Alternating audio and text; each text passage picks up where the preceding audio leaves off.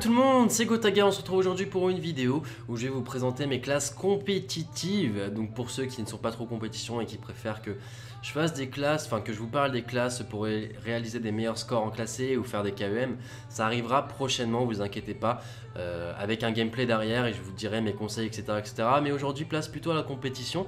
Ça m'a beaucoup été demandé sur Twitter, c'est-à-dire de présenter mes classes. Donc je l'ai déjà fait en live, mais bon, je préfère le refaire parce qu'en live, il n'y avait pas forcément tout le monde et ça peut intéresser certains d'entre vous. Donc si ça t'intéresse, toi, écoute bien.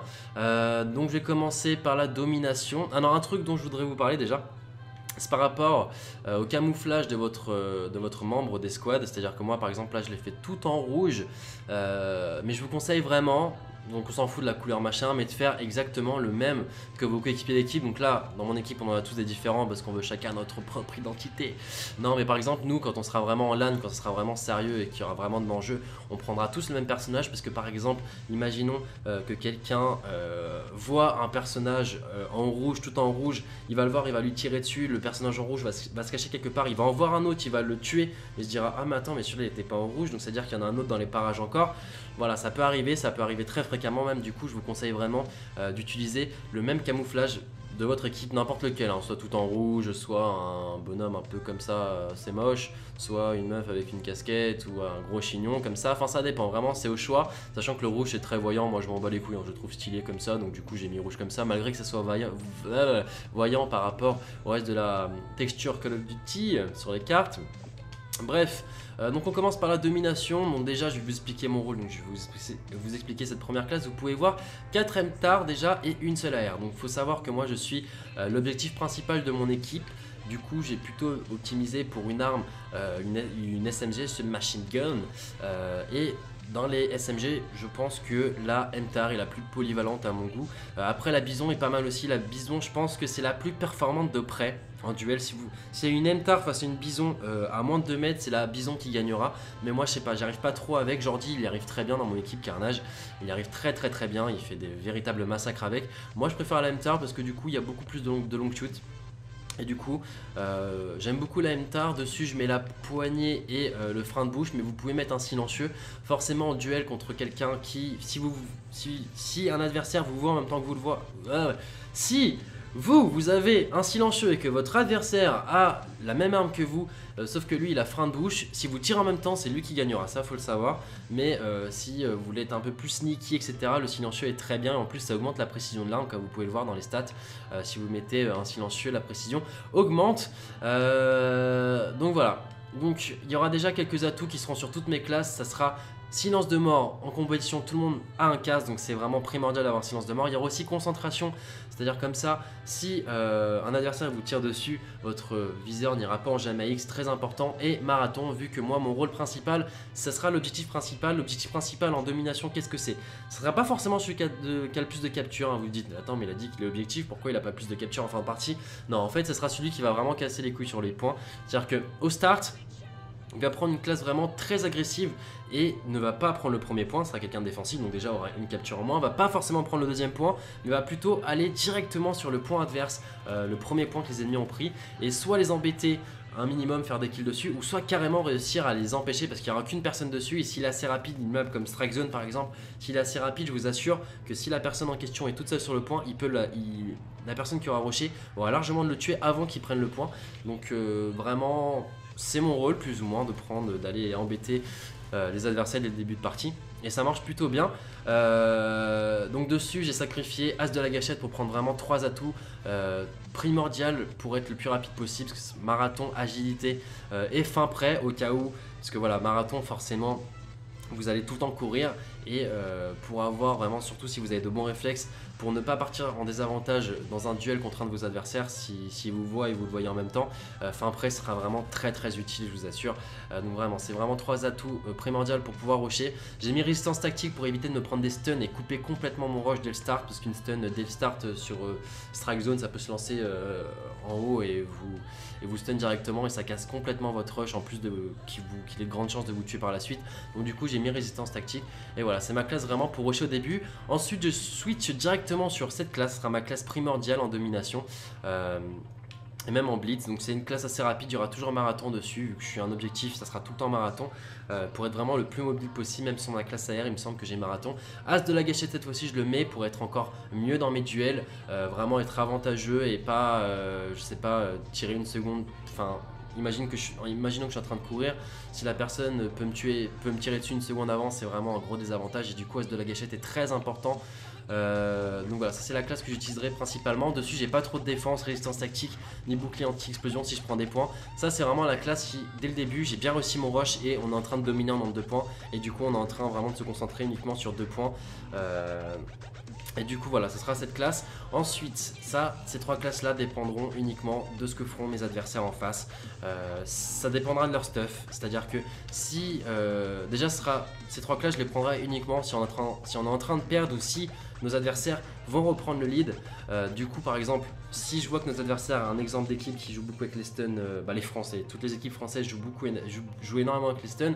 Et du coup si je vais aller prendre un point solo ou même avec un de mes coéquipiers, si un adversaire nous met une stun, c'est vraiment la crise totale. On peut pas tirer, enfin on peut pas bien jeter notre viseur sur lui et on peut même pas bouger. Du coup même notre son il est réduit tout simplement. Et du coup s'il joue beaucoup au stun, je prendrai cette classe. Donc j'ai sacrifié quoi? J'ai sacrifié dessus, j'ai sacrifié fin prêt et c'est tout. J'ai sacrifié fin prêt et ma stun, voilà.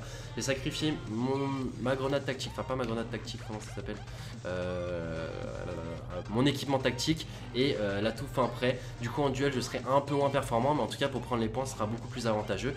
Si au contraire à la place des stuns mes adversaires jouent beaucoup à la grenade, je prendrai comme l'Epsilon. L'Epsilon c'est la parfaite équipe qui joue tout le temps avec des grenades. À la place je prendrai le bouclier anti-explosion pour, imaginons que j'aille sur un point, je puisse me prendre 2-3 grenades sans mourir et continuer à prendre le point.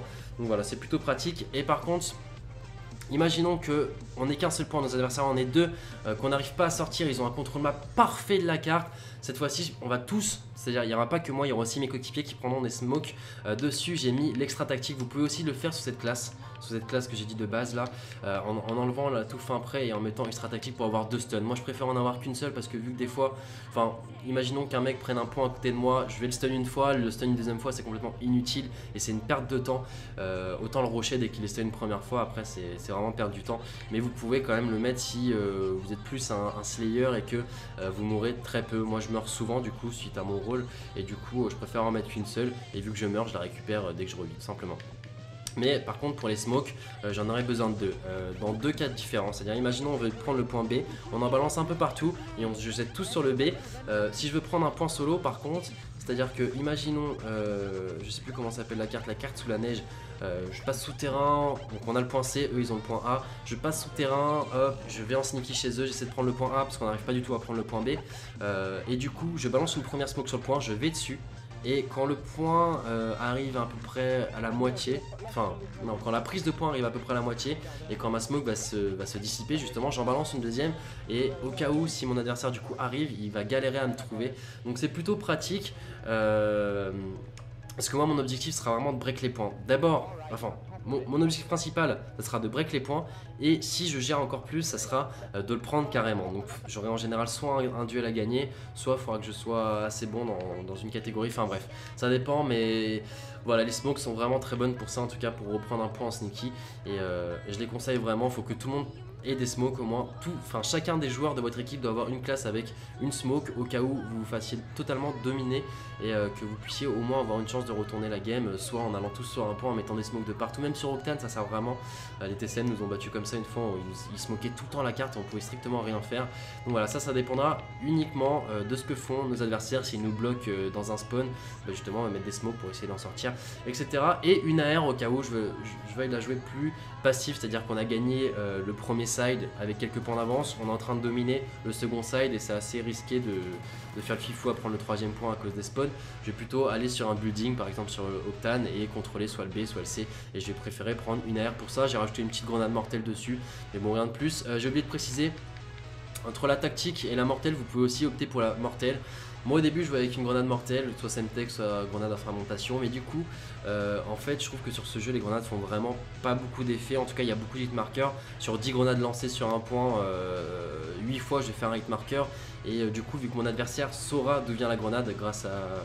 Vous savez, quand vous vous faites tirer dessus ou vous prenez une grenade, ça indique sur un côté de votre viseur par où vous l'êtes prise, et du coup ça indique à l'adversaire par où je l'ai balancé et par où je vais arriver, et du coup mes duels il peut m'anticiper, pré-shoot et me tuer. Et du coup je préfère opter pour une grenade tactique, au moins même s'il sait d'où je la balance, vu qu'il est stun, il saura pas forcément, il n'aura pas forcément l'opportunité de se retourner ou autre.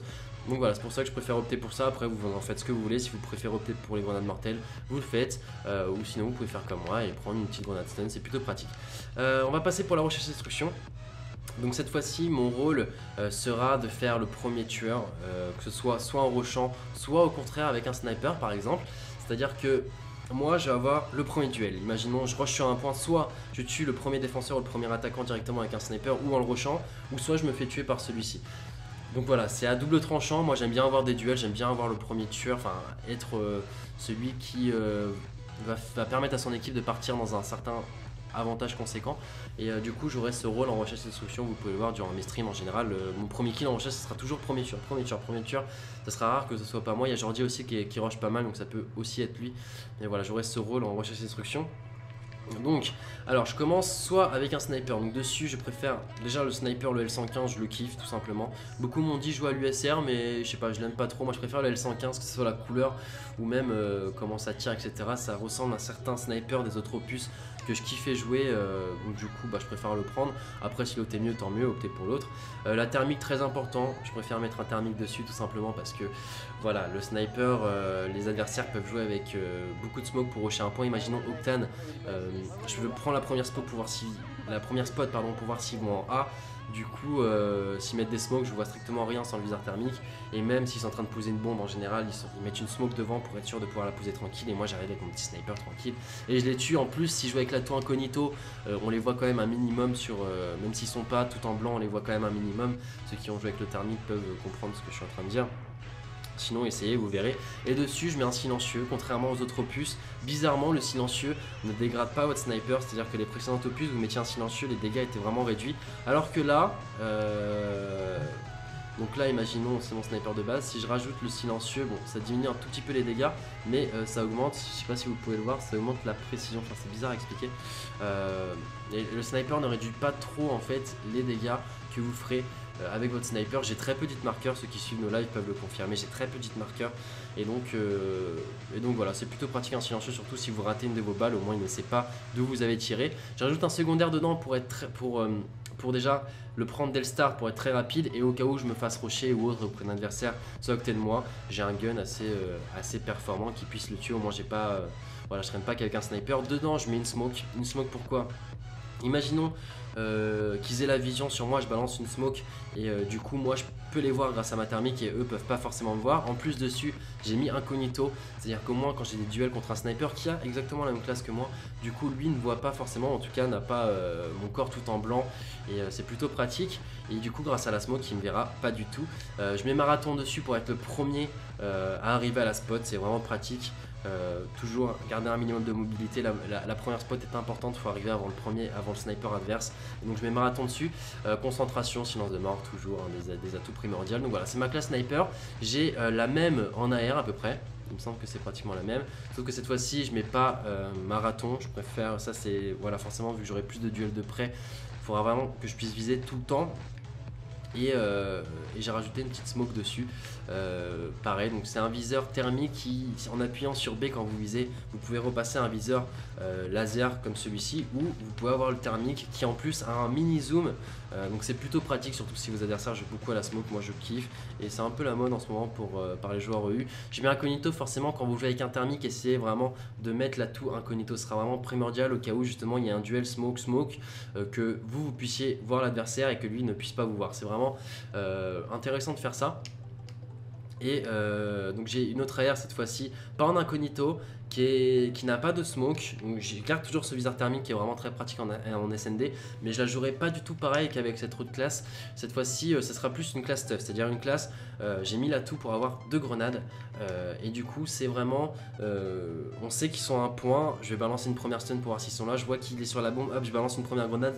Soit je lui marque ou soit je le tue. Et quelques secondes plus tard, j'en balance une autre. Et vu que mes coéquipiers auront une classe aussi comme ça, imaginons au début du round, on fait bon les gars, on fait une défense stuff, c'est-à-dire que tout le monde va prendre au moins 2 grenades ou deux équipements tactiques. Et ça sera très utile si pour focus soit un point, soit des positions que les adversaires prennent souvent. Donc voilà, c'est ma classe. Après, sur mon AR, moi entre le frein de bouche et la poignée, je préfère le frein de bouche qui augmente ma portée. Donc après, ça dépend de vos goûts. Et donc là, c'est ma classe, c'est mes classes rush. Celle-là pas trop, mais 2 classes rush, donc une première que je prends au début dès le start si je veux rusher, donc avec une grenade tactique, une stun, donc le petit duo marathon et fin prêt pour être vraiment bien dans mon duel avec as de la gâchette pour vraiment viser rapidement. Là, en tout cas niveau duel je serai très bien, toujours silence de mort et concentration, ma petite MTA. Donc ça c'est vraiment la classe pour rusher, mais imaginons que soit j'ai déjà rushé une fois, ça a marché, depuis balance des grenades tactiques, soit bah, dès le début ça n'a pas marché, je me suis fait stun ou autre, je switch avec cette classe donc, où je serai encore plus rapide. Donc par exemple sur un rush de 20 secondes je vais gagner je pense 10 mètres, je sais pas, j'ai pas vraiment compté, mais vu que les déplacements sont accélérés, je vais gagner pas mal de mètres sur mon adversaire et j'arriverai sûrement avant lui. J'arriverai sûrement au moment où il balance sa stun, et au cas où je me fasse stun justement, j'ai résistance tactique cette fois-ci. Donc je la prends vraiment si je me suis fait stun une première fois. Vous pouvez mettre sur ces 2 classes un silencieux. Moi je préfère sans parce qu'il y a des fois des duels justement de près que je perds à cause de mon silencieux, mais mon silencieux m'a servi dans beaucoup d'occasions pour contourner, on va dire en sneaky, être un peu incognito. Si on n'arrive pas du tout à passer avec mes coéquipiers, si les adversaires sont vraiment en place, on prend tous des smokes. Donc là c'est une classe toujours marathon pour être quand même assez rapide pour arriver à une spot, incognito pour ne pas se faire voir dans les smokes justement, et avoir beaucoup de smoke. Là j'en ai 2, du coup j'ai mis l'atout extra tactique. Donc voilà, c'est à peu près, voilà, c'est mes classes pour l'instant, c'est celles que je vais garder, que je change très rarement, que ce soit en domination ou en recherche et destruction. Par rapport comment ça s'appelle, à l'équipement de combat spécialiste, les atouts, on s'en fout un peu, c'est-à-dire que moi, surtout en recherche et destruction, vous ne ferez pas des séries extravagantes à moins que vous jouez votre pute de vie, on va dire. Comment vous ferez pas des séries de dingue, même en domination, surtout si vous avez le même rôle que moi, c'est-à-dire vous rushez un peu partout, vous essayez de prendre les points, etc. Vous ferez pas beaucoup de séries. En fait, le spécialiste, si vous préférez, c'est pour vous récompenser d'une bonne action que vous avez fait directement. Imaginons, vous venez de respawn, là ça est en train de prendre le B, vous y allez, vous faites un triple ou même un 2 si vous reprenez le point, boum, vous débloquez votre première et votre deuxième atout spécialiste. Mais ça ira très rarement plus loin, à moins que vous campiez, vous êtes en train de dominer, mais même bonus à 11 éliminations, c'est hyper rare. Mais voilà, en général, par exemple pour la domination, en premier équipement de combat, je mets fin prêt comme vous pouvez le voir, sauf si je l'ai déjà sans ma classe. Fin prêt qui justement me permet, vu qu'il coûte que 1, en fait là vous l'avez avec seulement 2 kills en mode blitz par exemple. J'aurais, comment dire, en faisant une capture, j'aurai directement cet atout, donc c'est plutôt pratique. Moi c'est celui que je mets, que j'ai souvent du coup. Je fais un kill, je prends un point, boum, je l'ai. Je fais un tupi, je l'ai. Enfin bref, voilà, c'est plutôt bien. Donc voilà, c'était mes classes, j'espère que vous avez aimé en tout cas, j'espère que vous avez bien compris mes explications. N'hésitez pas à me dire dans les commentaires si vous avez des classes à peu près similaires ou si vous voulez me conseiller des trucs à essayer. Je sais pas, peut-être qu'il y a des atouts auxquels je ne pense pas forcément, mais que je devrais peut-être utiliser. Et puis voilà, tout simplement, une vidéo arrive prochainement, un espèce de tuto KEM avec cette fois-ci des classes pour les parties Xbox Live. Et puis voilà, tout simplement. Sur ce, j'espère que vous avez aimé. Si c'est le cas, n'hésitez pas à lâcher un petit j'aime. Et puis moi, je vous dis à la prochaine pour une nouvelle vidéo. Voilà, tout simplement. Tchuss les gens.